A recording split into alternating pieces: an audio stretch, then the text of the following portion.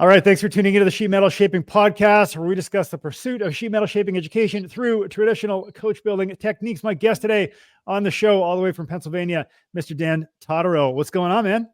How you doing? I'm good, doing good. I'm very excited to have you here today. Look at that monster in the background. Yeah, I love it. I love it. So on the show today, we're going to kick it off and talk a bit about you, and also talk a bit about your hammer build. That thing is absolutely gorgeous. So let's get rolling. Tell the folks a little bit about yourself. Yeah, my name's Dan. I own a small restoration shop here in Pennsylvania.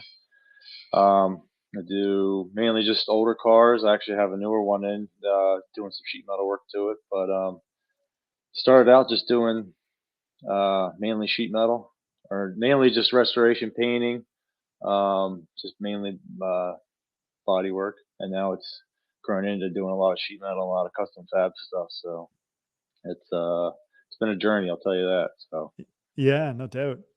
Solo operator? Do you have staff in your shop? What do you prefer? No, just myself. I had two guys help me out maybe 2 years ago, and it's tough to keep people, man. People just people don't want to work nowadays. I don't know what the deal is. I feel like I don't work enough, and some people, I don't know, they just don't want to work. I don't know. It's funny how that goes. So, yeah. How did you get started in all this? Well, I had I guess in high school. In high school, I hung out with all my friends. We all, went to the drag strip and everything, and racing cars. And I have a '72 Nova that I restored when I was probably about 18, 19 years old. And I just always was from that restoring other cars, and just always working on cars and restoring things for people. And people would always ask me to do things, and it just kind of trickled from there, Yeah. And then I guess the last 6 years, I'd say I got into more fab work and doing custom stuff. So definitely the route I'd like to go with. So it's fun. Would you say you're a muscle car guy, Art Deco era guy, 30s hot rod guy? What type I definitely was a muscle car guy, but now I'm kind of leaning more towards the pre-war stuff. I definitely have a love for those kind of cars. So I don't have one yet, but hopefully someday. Would you build your own? Would you restore? What would you do if time and money wasn't even a consideration? You're like, you know what, this is just what I want. What would you do? I mean, one day my whole goal with metal shaping would be to build probably like an aluminum body car, the whole thing, scratch built. Like I see some people doing online. I want to do the same thing. Some Bugatti or baileigh, something wild. Yeah. I don't know what though, but there's a lot of them I could choose from. For sure. Yeah. What do you typically like to restore in the shop when you got cars in? What kind of cars? I'm kind of mainly a Chevy guy, but I have a little bit of everything. I got a Ford, a Pontiac in here right now, and then I just did a roof insert on a '95 Audi. It had previous work done to it, and it was atrociously done. So I had to redo it, and it turned out really nice. So I just got to go to paint. Guy from work's painting it, and then back to the customer. So very nice, very nice. So how did all of this roll into your hammer build? How did this get started? Geez, I guess I restored that '34 Ford. I'm sure you may have seen on my Instagram, and that's what the car that really got me into doing sheet metal work, because it just needed everything. It was so bad, and I guess I needed a part made, and I went to a guy up the road, Nate. He's about 20 minutes from me. You may know him on Instagram. He was one of the first ones who ever did a power hammer build, and I saw his shop, and I was just really in awe about all of it. I was like, this is awesome, and I just kind of started doing some research and looking at things, and I kind of went from there. I guess I got a couple tools and started doing it myself a little bit, and I had a local friend that helped me kind of get the ball rolling, taught me the basics, Yep. And I did some door skins on that '34. I did floors, and it kind of went from there. And then I started doing every job. I would make my own patch panels instead of buying them because I'm sure you know how some of the aftermarket stuff is. So Yeah. I just decided to make it myself, and Yeah. it's just easier. You got to adjust things, so I just decided to do it myself. So Yeah. um, it's fun though. I like it. So So you, definitely so you takes said, some I'm going to talent. make panels, but then you're like, I got to have the tool to make the panels too. So it Yeah. just evolved. Yes. Yeah. Oh yeah. Yeah. So basically, yeah, I would always talk to Nate about how should I think I want to get into a hammer. How do I do it? So I started saving up money, and I was gonna buy one of the new pettingells, and Yep. then I always kind of had in my mind that I'd probably wind up building a pedestal or column. Yep. So that's what I obviously wound up doing, and saving up some money for a couple of years, and then I guess it was probably about a year and a half, 2 years ago. Actually, first I went and looked at a set on the other side of the county. A friend of mine had. He had two, but he was only willing to sell one at the time, Mm, and then he just wanted too much money for it. I'm like, man, I can't do that. So I kind of walked away, and I was like, I'm just gonna save for a new one. yeah. So then I Yeah. maybe I guess 6 months goes by. I And out of the blue he just texts me and was like, hey, I'm ready to get rid of these hammers, but you Wow. gotta you gotta take both. It's a package deal, both of them. No way. No, no, you can't. Yeah, no, no haggling, nothing. So I just took all of them, and then that cone mallet stand. Yeah. So I have that.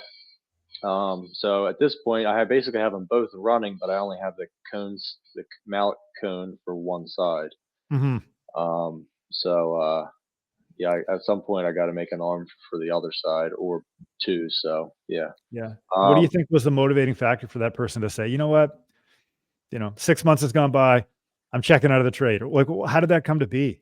he had them for almost 8 years, and he had like a Mittler Brothers one. Yep. So he had a restoration shop, did really nice work. Hmm. And he had a restoration shop with a couple employees, and he had the Mittler Brothers, and he would use that for doing all his shaping. Yeah. And he just never really needed the pettingill, so he kind of just let Mhm. him sit there, and he just never got to it. And I think he realized that. I think he saw me and what I was doing, and he said that I was a hard worker. So he's like he'll get these things going. So he's Cool. like, Very cool. let's make a deal. So yeah, Very nice. Very nice. The lineage. You're part of the lineage now. yeah, yeah, yeah. Every hammer has a So lineage, and yeah. now you're part of that. It's pretty cool that somebody. I'm assuming this person was older. Um, Yeah, yeah. yes. He's I think he's in his 50s, I'd say. Okay. Maybe early So 60s. I don't know how old he is exactly, but so it's neat for somebody like that to recognize, hey, I see what you're doing, and I see you could really put these to use. Like, I'd like you to have them. Like, I mean, that's yeah. amazing. Yeah, it really is. Yeah. I mean, I guess if I don't know if I wouldn't have bought him, I guess he would have put him on Instagram or Yeah. marketplace or something. I don't know. I don't know what would happen if I wouldn't have bought him.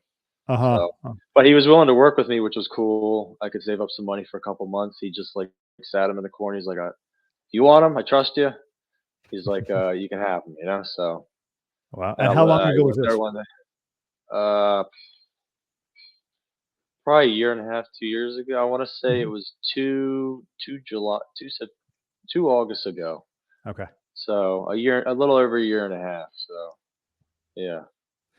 Very So cool. So now that you have these in your shop, or you went them and you went there, you acquired them from this yes. individual. What happened from that point? So from at that point, I started which I had already started to acquire some steel, and I started to acquire more. I started to go when I had some extra money. Started to go to try and buy up some steel that I knew I needed, some plate and whatever I knew I needed, Some heavy and stuff. yeah. So then the big one was buying the two main plates that the U came out of. Mm. That had to have bent. Those were the ones that they were the big that guy cost some money. So, Yeah. um, but and I got them, and then from there I just started building it because as soon as I had that main body, it Yeah. was time to go to town. So then I took off kind of took off a little over a month of working in my shop and just worked on that straight. and I Yeah. just got it to the point where I could stand it up and hang them. Probably the one of the most difficult things I had to kind of deal with was finding a shop that could bend. I mean, I made it out of 1 inch plate. Yeah. So finding a shop that could bend that was difficult. But then when I did find the shop, he told me that they could bend 2 inch, 20 foot long. So he's like, Whoa. you got it to walk a cakewalk. Don't even worry about it. I was like, oh, Yeah. okay. Yeah, I Oh mean the my gosh. machine. I think I did post a video of the machine. It's ginormous. It's about Massive. the size of most guys' shops. So yeah, Oh my gosh. big press break. So once I got them back from him, yeah, like I said, just and at that point, my friend has a track torch, so we set Mm, the track torch up and gave it a bevel. yeah. Gave it a bevel so you could weld in, and I welded. I think I took 4 or 5 beads to fill that gap, and then I had the main support done. So yeah, it was a lot of welding, No doubt. a lot of All welding. stick welding or Actually, I MIG welded it. MIG welder? Yeah. I do have a stick on my TIG, but it makes the panel hum at the electrical box at the panel. So yeah, I'm not gonna do that. So Yeah. I would preheat everything to around, I don't know, 400 degrees or so, Uh-huh. and just I was using the big wire. I went Yeah. through um, almost two spools of about 45 pound. This 45 pound, the Oh big my spools. yeah. It was a lot of material you go through. So Oh my gosh. Man, your MIG welder must have been just cooking by the time you're done. yeah, I went through a lot of tips. I actually had to upgrade the nozzle because the nozzle just it wasn't handling it, and Yeah. That's yeah, so funny. I Wow. almost wish I would have had a bigger welder. If I ever did it again, Mm. I would definitely invest in a bigger one or borrow one or something. So Do you think if you're going to weld that mast again, do you think it would be worth it to have somebody else weld it on your behalf, knowing that you'd have to upgrade your equipment? Like if somebody wanted to replicate your process, would you say just have somebody weld it and bring it back finished, or would you actually invest in the machine? um, I guess you got to outweigh the cost there. But maybe. Well, I don't know. Knowing the time that it took, so I told you I did write down some time. It took Yeah, yeah, I have 131 hours in the entire just the pedestal build. yeah. So I don't know. I guess that goes with the question: would I do it again or suggest to somebody? I don't know. I don't know. I'd almost tell somebody maybe buy a new one. I don't. A lot of can you got to outweigh your costs. What does it cost? You know, buying one versus can you afford the time Sure. to spend all that time? Now, I mean, I did go a little crazy, but I guess I always say go big or go home. I Well, yeah, made it out of 1 inch plate, and I made it. It stands 8 foot 5, I believe. So I mean, it's tall. It's almost a replica of an original. So yeah. um, it yeah, What's it I think weigh? it weighs. I have it figured out at about 5,300 pounds. Oh my So gosh. a little over. It's probably between 5,000 and 5,300 pounds. So It's funny, eh? Once it exceeds the, I don't know, pick a number, 200, 300 pounds, like whatever a human can physically lift. Once it mhm. exceeds that, it's just heavy and it's in forklift territory regardless. You Yeah, know what I it mean? Like really just is. yeah. I mean, that's another thing I would suggest. If you're going to build it that big, you need something to move it around because you're not manpower can't do it. You either need a gantry crane or a forklift or something. Yeah. So it's yeah, Did you it's have all all of that? heavy steel. Yeah, I did it. I do have a forklift. Yeah, which I have acquired or bought because of just the machinery we have is just heavy, and Yeah. moving it around, you just can't do it. So you need something. So, and I Mhm. bought I bought one at a good deal across the other end of town. So Yeah. it really it's a good tool, really is. So I find that really interesting. So when people go to acquire machinery, build machinery, expand their capabilities, whatever in the shop, it's like it's this domino effect. One thing always leads to the next. It's yes, like you can't yes, just buy a can definitely. of paint. Well, you have to get the paint plus the brush or the roller or the spray gun. And then you get the spray gun. Well, then you got to get the compressor, right? And then you got to get the airline. Well, same thing goes for a hammer build. I mean, first you get the Yeah, plate, then you got to yeah, move the plate, then you got to, glue the plate together, and then you got to do all these things, and yeah, yeah, before you know it, you got all of the machinery to build the machinery. yeah, It just expands, right? yeah. It's true. I mean, I guess I pretty much had all the equipment to get the job done. Yeah, Like I said, a bigger welder would have been better, but I mean, I think my welder's like almost a 300 amp welder, so I don't know yeah, how much. I think anything after that would be three phase, and that's out of anybody at a home shop could probably do so. yeah. Um, so yeah, but yeah, it's a lot of time, so I don't know.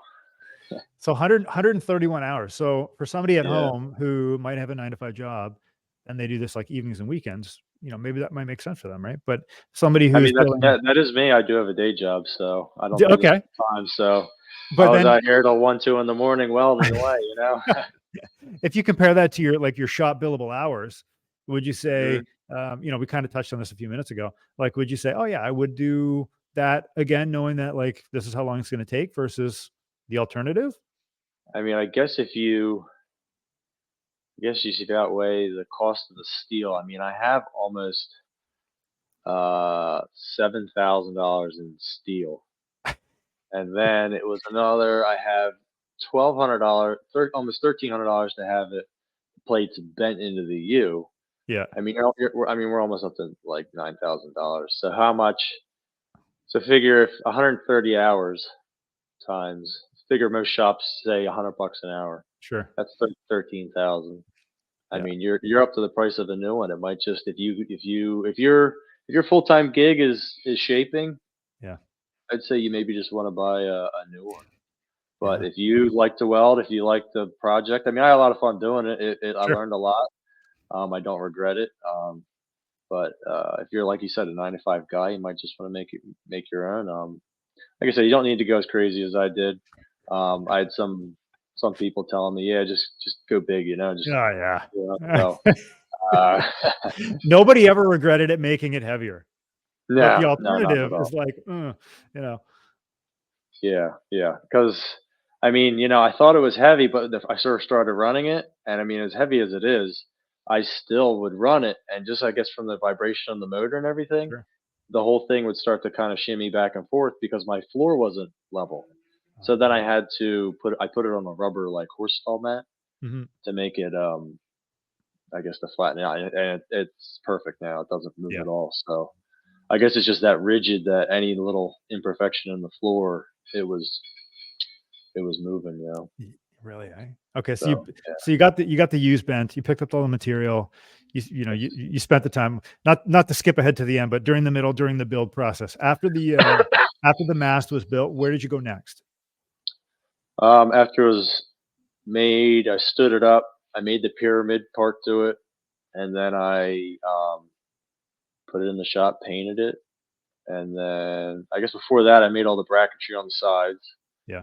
Then I painted it. I had my son help me paint it, and I saw that Instagram video. yeah, yeah, He's he got the let roller. I think you guys were going yeah, Battleship yeah, Bay or something, right? And he's yeah, painting yep, the base. yep.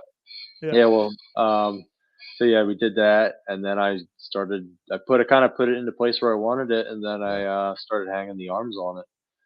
I didn't paint the one set of arms because that one actually Battleship it has a Navy tag on it, so I don't know if Oh, that came off of a Navy ship, if hmm, it was in a Navy yard or whatever. But I figured, I don't want to touch that one, and I'm gonna make cool. the rest of it match that one. So I kind Cool. of like it; it's a little different. So Neat. and I painted the other one to match that. The other side, the flat belt, I took that one. I basically took that one completely apart, cleaned Mhm. everything really good, painted everything, um, cleaned up all the bearing surfaces and just made everything, put new hardware in it, Yeah. um, new lacing. I just run over it and tried to make it new again. Hmm. Hmm. And at the moment, that's the only one I have running because I don't have an arm for the other side. So, or anything for the other side yet. So that side runs and it works pretty good. Nice. And when you So got it yeah. from this guy, you just bought the arms? No mast, right?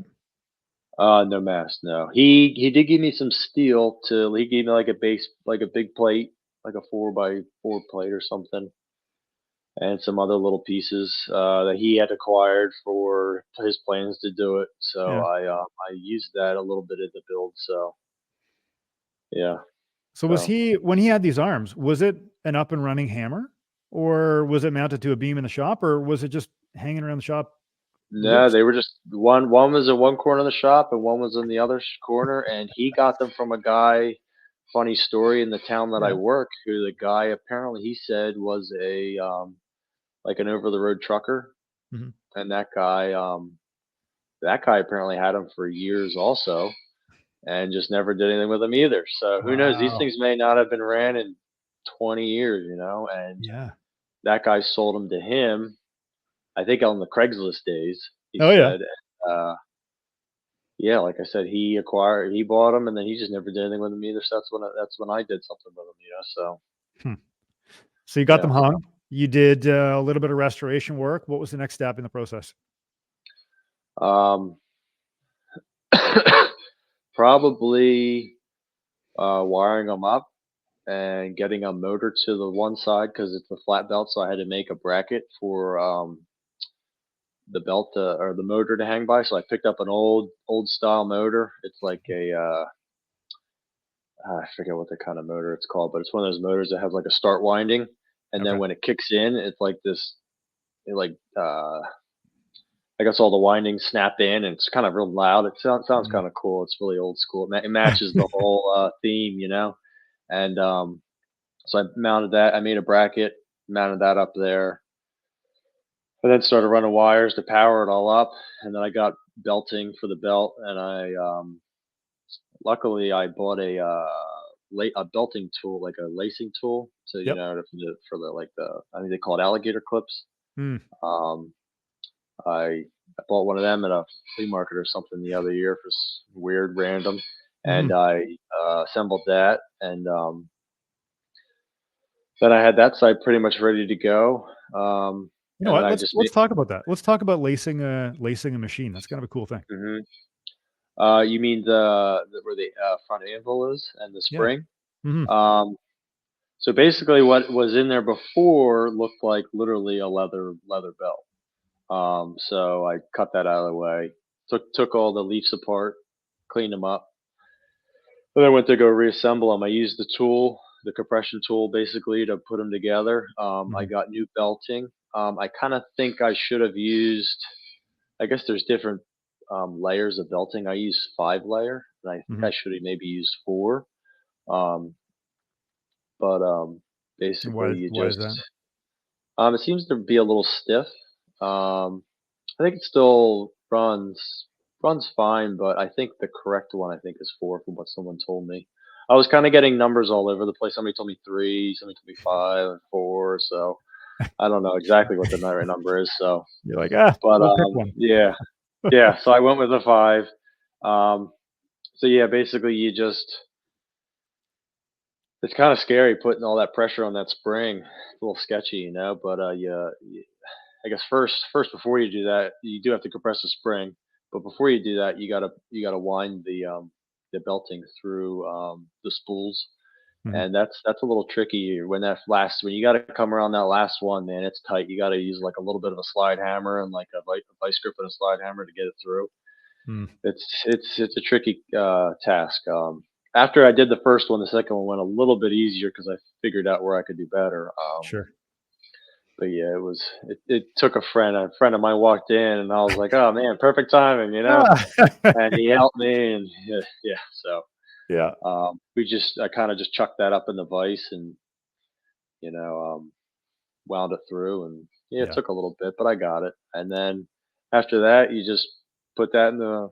I had the spring in the vise, and you load that down until the point where you can, hook one side in and then hook the other in, and then you just release it. So, Cool. but yeah, I've heard some horror stories of spring snapping when people do that. So I Yeah, was no very doubt. careful when I did that. So, Yeah. How do you know how so tight to wind it? um, someone else told me you go right before they touch, leave a little bit of a gap, and I think there was a dimension. I want to say like around 10 or 10.5 inches from the outer to the Mm. center to center. I could look that up. I have it written down somewhere. So Yeah. yeah. And then how does it perform? It seems like it does great. Yeah. I've ran the originals and the new ones, so it seems like it's close. It's still got a couple bugs to work out, but I like it. Seems like it's Hmm. working pretty good for me, so I'm excited to get the other side going. So yeah, And then you decided to go with the pedestal base as opposed to a lower arm. Why yes. is that? I mean, at the time, that's what I had. That's what he had. That's what it came with. I guess if that, I guess, would have been mounted to say a ship, I guess Yep. that would have been mounted to the floor, and the arm would have been on a beam or a wall, or however they do it in that. Just all the fish in the sea are just scattering. Yeah, yeah, probably shaking the ship. Um, There's dolphins and jumping out of the ocean. Oh, they're making a patch panel for the hull again. yeah, maybe. Yeah, that or the planes. I don't know. I guess how Yeah, they yeah, eat, yeah. but um, uh, yeah. So where were they going with that? Yeah, I don't know. The pedestal base mounted to a boat. Oh, pedestal blade. Oh, Yeah. so the mallet stand. So that's what he had.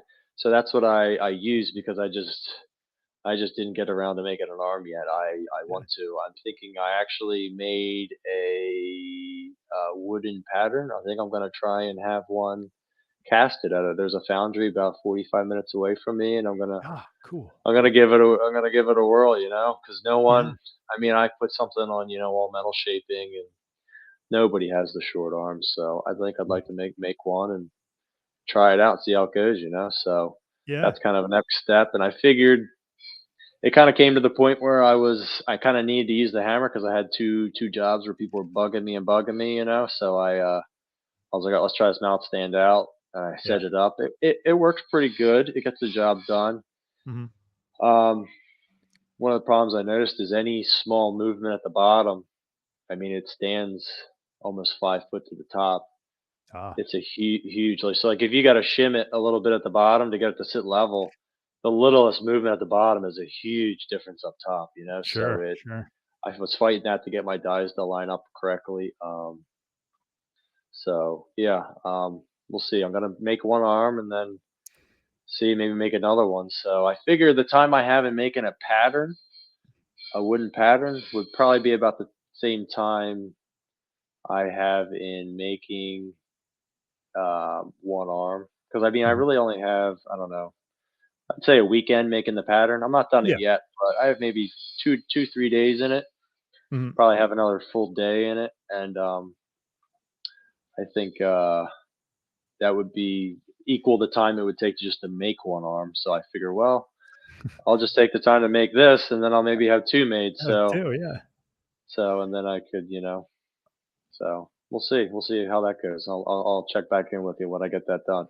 Yeah, that's so much So, fun, man. That'd be so cool. yeah, So you got your custom mast, you've got yeah, historic arms, you've got a navy tag on one of them, and then you're gonna have your own potential lower cast arm. I mean, that's yeah, what a story. yeah. That's cool. Yeah, definitely. I was thinking when I was making that that pattern, I'm like, there's not a lot of people have ever done this. I live a pretty interesting life here in the shop. The shop has brought me to some met a lot of very interesting people over the years. So I've done some cool things out here. So Neat. it's Neat. definitely cool. Yeah. Any favorite parts about building the hammer? What's your all-time, like, if you had to say, "Oh, this was the time that I really enjoyed the most," what would it be?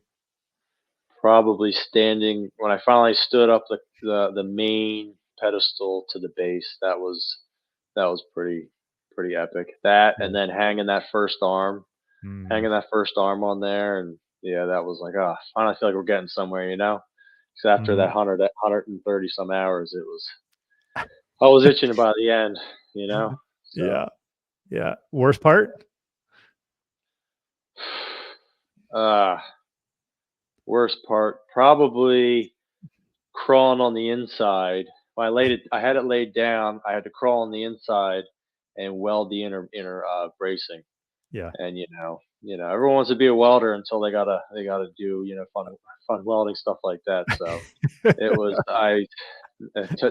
tight spaces. I'm not claustrophobic or anything, but wasn't what I call fun, Oh man, was it a like a full leathers hot day kind of thing, or was it reasonable temperature to do it? I built the pedestal over summertime, so it was pretty hot. So Oh wow, I had a welding jacket on, like yeah, my Miller long sleeve shirt on and a helmet. yeah. Nah, not a full leather, but yeah. So yeah, that was probably, if I had to say, the worst part. hmm Yeah. So We talked a little bit about it earlier, but I mean, knowing what you know about the process now, what would you do differently if you had to do it again? I'd probably I'd probably I'd probably have a cut shop cut all the pieces Mm, out of the cut file that there is for the pedestal, and just have them do that, because I used up a lot of time. Now I have a big horizontal bandsaw, so that was no problem, but yeah, still, with how many times pieces I cut, it took a lot of time to cut everything, and cutting that and cutting uh, just, yeah, it was a lot of cutting, cutting and grinding was honestly a rough part time too. There oh was a yeah, lot of grinding. There were times where I had to walk away just because my hands sure. were just vibrating so much, so yeah. You proud of it? You must be proud of it. Look at that Oh, thing back oh, there. Holy smokes. definitely proud of it. Yeah. It was a fun time. Definitely fun. It was definitely something I'll remember for. Hopefully I'll have it forever. But yeah, Uh-huh. I'll remember it for a long time. I'm hoping one day that my kids can run. I can teach them, Mhm. and I can teach them how to shape. So Very cool. yeah, And I'm actually, as thinking you about move your shoulder there, it looked like you could see the wood arm that it. Yeah, yeah, yeah, you there it can. is. Yep, it's hanging there. That's awesome. It's not bolted up or anything, but it's hanging by straps. So I just kind of fit it up there the other night just to Uh-huh. see how it was going. So the next step with that is, I guess, I got to figure out something with the fillets on the inside corners, Yep. and then round the outside corners, and just do a little bit of trimming, Mhm. make it look nice, So, Mhm. and then drop it off. So Very cool. Very yeah, cool. yeah, Man, this has been so much fun to see what you've created, hear a little bit about the process and the history, and the fact that you have all of these various items that really truly make your tool unique, not only to you but to the industry and the market as well, is really yeah. fascinating. So, from me to you, thanks so much for being on the show. Where can people find out more about you? I'm on Instagram and Facebook, both at Dan Todorow, and yeah, that's it. Pretty much, those are the only places I'm at. So yeah, Right on. Well, thanks for tuning into the Sheet Metal Shaping Podcast. Don't forget to like, share, follow, and subscribe, and tell a friend if you like the show. And we will see you yes. on the next episode.